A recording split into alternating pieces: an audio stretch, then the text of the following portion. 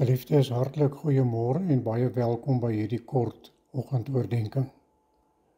Ons skriflesing vanmôre gaan kom uit Romeine 5 vers 6 tot 11. En ons fokusteks is die 8ste vers, baie bekend. Maar God bewys sy liefde vir ons juis hierin, dat Christus vir ons gesterf het, toe ons nog sondaars was. Die tema van die prediking vanuit hierdie skrifgedeelte is Jesus se vreemde liefde. Kan ek dit weer herhaal? Jesus se vreemde liefde. Dit word vertel van 3 vriende wat eendag by 'n rivier verbygestap het en 'n hond sien dryf het wat al 'n paar dae lank dood is. Die een vriend het uitgeroep, "Ruik net, hoe stink die hond?" Die ander het gesê, "Kyk net hoe aardig is dit, die hare wat weens ontbinding losgaan en so rondom hom dryf." Die derde persoon het gesê, "Sjoe, kyk net sy mooi wit tande." 2 persone sien die lelike en die slegte, en die een persoon sien dit wat nog mooi is. Geliefdes, en is dit nie ook 'n uitbeelding van ons lewe, hoe ons ander mense beskou nie?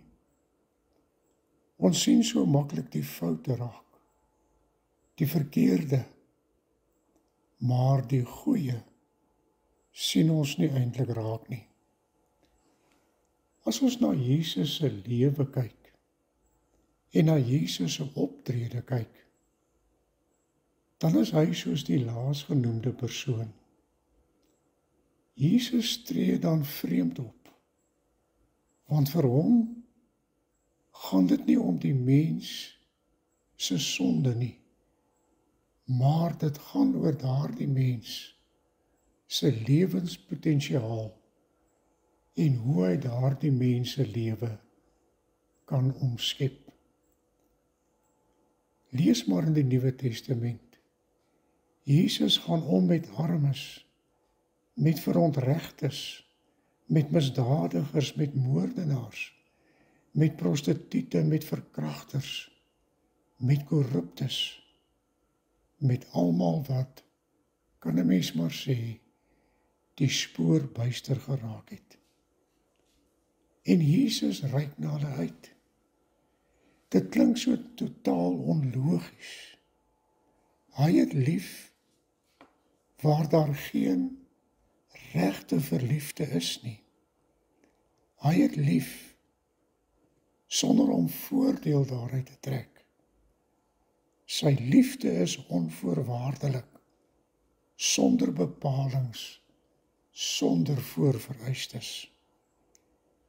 Die bekende kerkhervormer Martin Luther het gesê, Christus is die soort mens wat nie skaam is vir sondaars nie. Trouwens, hy sit hulle selfs in sy geslagsregister. Gaan lees 'n bietjie Matteus 1, vers 1 tot 17. Dis nie net die goeies en die bestes wat daarin opgeteken is nie. Daar is ook hulle wat eens die spoor buister geraak het en wat ook aan die skadukant van die lewe geleef het. So as Jesus na mense kyk, dan sien hy die sonde, maar hy sien ook die potensiaal van daardie mens. Hy sien ook daardie mens raak, wat hy kan nuut maak, soos wat Paulus in 2 Korinte 5 vers 17 sê. As iemand in Christus is hy 'n nuwe mens. Die ou het verbygegaan, dit het alles nuut geword. Ek gaan vanmôre in die erediens kortliks net na 3 persone in die Bybel verwys. Jy kan dit gerus iewers vandag gaan lees. Die besetene van Gadara, daar in Lukas 5. Hy is vol bose geese, 'n legio daarvan. Voetboeie kan hom nie hou nie. Hy kap homself met klippe, hy skreeu in die nag. Maar as Jesus uit die skuit uitklim, dan stap hy na hierdie mens, vir wie ons sou sy stap, en dan praat hy met hom, en dan genees hy hom. Totaal vreemd, maar dit is hoe Jesus se lewe is. Dink maar aan die Samaritaanse vrou by die put. As hy daar kom sit en hy sê, gee vir my water, dan is hy onmiddellik op die agtervoet. Hoe kan hy wat 'n Jood is vir my water vra? As Jesus later met haar praat, dan breek sy oop met haar verlede en die mans in haar lewe.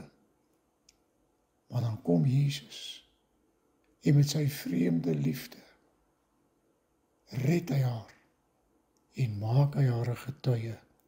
Gaan lees in Johannes 4.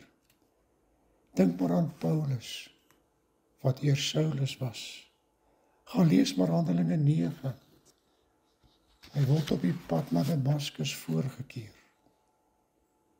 Daar kom 'n ligstraal uit die hemel en hy word blind en Jesus omvorm hom tot sy grootste disipel in hierdie wêreld.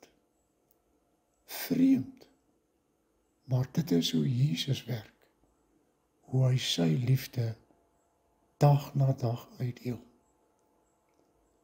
Jy en ek moet vanmôre besef, was dit nie ook vreemd, dat Jesus vir jou en vir my nader geroep het nie?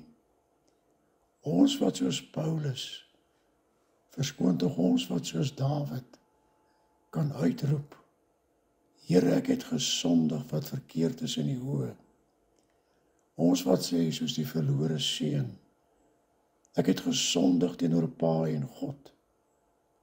Ons wat soos die tollenaar in die tempel, op ons bors moet slaan en sê, wees my genadig, my arme sondaar. Ja, Jesus se liefde het op 'n vreemde manier baie mense gered, ook vir jou en ook vir my. Ons kan maar net vanmôre sing, dank Vader, dank vir u genade, dis onverdiende guns alleen. Beoordeel u na reg my sonde, waar sal ek skuil en waar vlug ek heen? Maar nee, ek mag, ek wil nie vrees nie. U spreek my vry om Jesus bloed. Ek sal nie meer bekommerd wees nie. In hom is daar rus vir my gemoed. Amen.